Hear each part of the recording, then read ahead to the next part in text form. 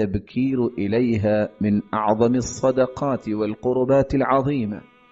جمعے کے دن جلدی مسجد میں پہنچا جائے.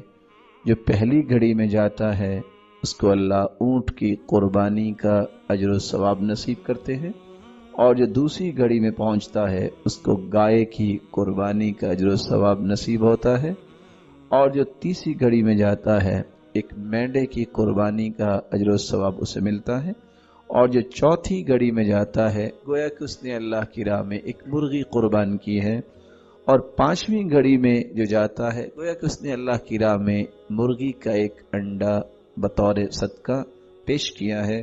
اور یہ روایت صحیح بخاری کی 881 نمبر اور صحیح مسلم کی 850 نمبر ہے.